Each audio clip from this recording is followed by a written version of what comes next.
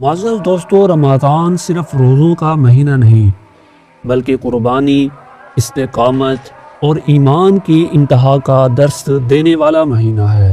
یہ وہ مہینہ ہے کہ جس میں بندہ اپنے رب کے قریب ہو جاتا ہے، اپنی خواہشات پر قابو پاتا ہے اور آزمائشوں میں صبر اور تقوی کا ثبوت دیتا ہے۔ اب اگر کسی کی پوری زندگی کو رمضان کی روح میں سمو دیا جائے تو وہ کون ہوگا؟ وہ شخصیت کہ جس نے اپنی جان، مال اور جذبات سب کچھ اللہ اور اس کے رسول صلی اللہ علیہ وسلم کے لیے قربان کر دیا۔ وہ ہیں حضرت ابو بکر صدیق رضی اللہ تعالی عنہ۔ کیا آپ جانتے ہیں کہ حضرت ابو بکر صدیق رضی اللہ تعالی عنہ کی زندگی میں ایسے فیصلے ہیں جو اگرچہ رمضان میں پیش نہیں آئے لیکن رمضان کی اصل حقیقت کو زندہ کر دیتے ہیں۔ معزز دوستو، وہ رات کہ جب حضرت ابو بکر صدیق رضی اللہ تعالی عنہ تنہا نبی کریم صلی اللہ علیہ وسلم کے ساتھ ایک تاریک غار میں تھے اور موت صرف ایک نظر کے فاصلے پر کھڑی تھی، لیکن حضرت ابو بکر صدیق رضی اللہ تعالی عنہ کی زندگی میں یہ محض ایک آزمائش نہیں تھی بلکہ استقامت اور قربانی کا ایک ایسا تسلسل تھا جو کبھی رکا نہیں تھا۔ معزز دوستو، کچھ آزمائشیں وقتی ہوتی ہیں مگر کچھ فیصلے ایسے ہوتے ہیں کہ جو پوری امت پر نسل در نسل اثر چھوڑ جاتے ہیں۔ تو آئیے چلتے ہیں ان تاریخی لمحات کی طرف جو آج بھی ہر مومن کے لیے ہدایت کا چراغ ہیں۔ معزز دوستو، یہ وہ وقت تھا کہ جب مکہ کے مشرکین نبی کریم صلی اللہ علیہ وسلم اور آپ کے پیغام کے سب سے بڑے دشمن بن چکے تھے۔ قریش کے سرداروں نے دارالندوہ میں جمع ہو کر یہ فیصلہ کیا کہ نعوذ باللہ محمد صلی اللہ علیہ وسلم کو ہمیشہ کے لیے راستے سے ہٹا دیا جائے۔ چنانچہ نبی کریم صلی اللہ علیہ وسلم اور حضرت ابو بکر صدیق رضی اللہ تعالیٰ عنہ ہجرت کے لیے روانہ ہوئے، مگر حکمت الہی کے تحت براہ راست مدینہ کا راستہ اختیار نہیں کیا بلکہ مکہ کے جنوب میں ایک ویران اور دشوار گزار پہاڑی پر واقع غار سور میں 3 دن تک قیام فرمایا تاکہ سفر محفوظ اور مؤثر انداز میں مکمل ہو سکے۔ لیکن دوستو، یہ رات عام رات نہیں تھی بلکہ ایمان، خوف اور یقین کا ایک عظیم امتحان تھی، اور آپ حضرت ابو بکر صدیق رضی اللہ تعالیٰ عنہ کی محبت اور وفاداری کا عالم تو دیکھیے۔ یہ صحیح بخاری میں آتا ہے، حضرت ابو بکر صدیق رضی اللہ تعالیٰ عنہ خود واقعہ بیان فرماتے ہیں کہ میں نبی کریم صلی اللہ علیہ وسلم کے ساتھ غار میں تھا، میں نے سر اٹھا کر دیکھا تو قریش کے کچھ لوگوں کے مجھے قدم نظر آئے۔ میں نے عرض کیا، اے اللہ کے رسول صلی اللہ علیہ وسلم، اگر ان میں سے کوئی اپنے قدموں کی طرف دیکھے تو وہ ہمیں بھی دیکھ لے گا۔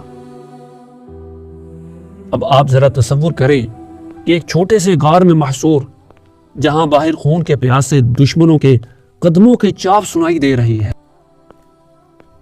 جہاں صرف ایک جھک کر دیکھ لینا موت کا پیغام بن سکتا تھا، جہاں یہ آوازیں گونج رہی تھیں کہ دیکھو وہ کہیں یہیں چھپے ہوں گے، اور اگر تم نے محمد صلی اللہ علیہ وسلم کو نعوذ باللہ قتل کر دیا تو 100 اونٹوں کا انعام تمہارا ہوگا۔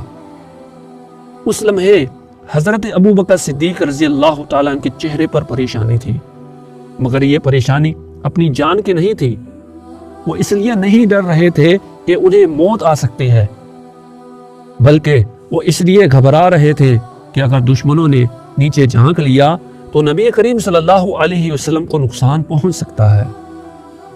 نبی کریم صلی اللہ علیہ وسلم نے اس موقع پر فرمایا کہ اے ابو بکر رضی اللہ تعالیٰ عنہ، تمہارا ان 2 کے بارے میں کیا خیال ہے کہ جن کا تیسرا اللہ ہو؟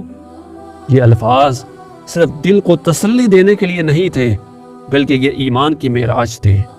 اللہ پر ایسا بھروسہ کہ جس میں نہ مایوسی ہے، نہ کمزوری اور نہ گھبراہٹ۔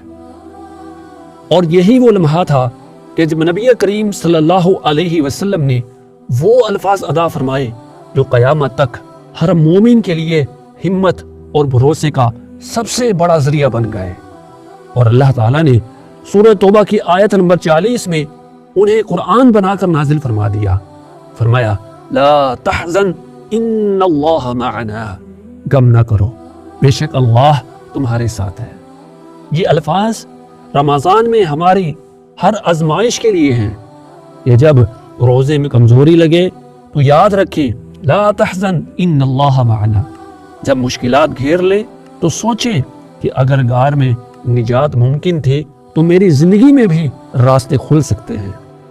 جب گناہ چھوڑنا مشکل لگے تو دیکھیں کہ حضرت ابوبکر صدیق رضی اللہ تعالیٰ عنہ نے جب موت کا خوف نہیں کیا تو میں اپنی خواہشات کے خوف کو کیوں نہ چھوڑ دوں۔ تو معزز دوستو، یہی تو رمضان کی اصل روح ہے، یہی تو وہ اسباق ہیں کہ جو رمضان اور حضرت ابوبکر صدیق رضی اللہ تعالیٰ عنہ کی زندگی ہمیں سکھاتے ہیں کہ ایمان کیا ہوتا ہے، مکمل بھروسہ، صبر کیا ہوتا ہے، خود کو قرآن پر قربان کر دینا، اللہ پر توکل کیا ہے، یہ جاننا کہ جب سب دروازے بند ہو جائیں تو اللہ کا دروازہ ہمیشہ کھلا رہتا ہے۔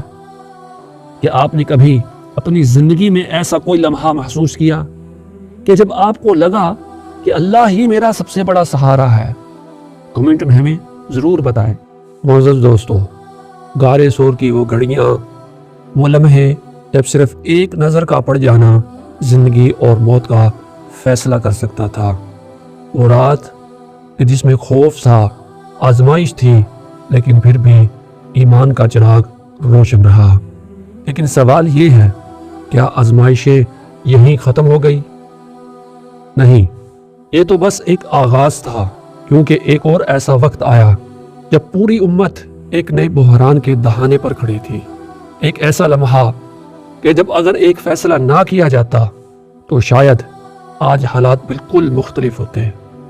یہ فیصلہ کیا تھا، کس نے کیا، اور کیسے ایک مشکل امت کی سب سے بڑی نعمت بن گئی؟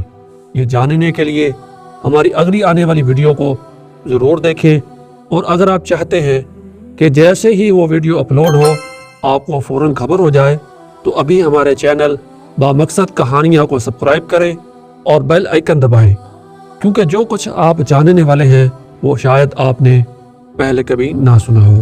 اگلی ویڈیو تک کے لیے اجازت دیجیے، اللہ حافظ۔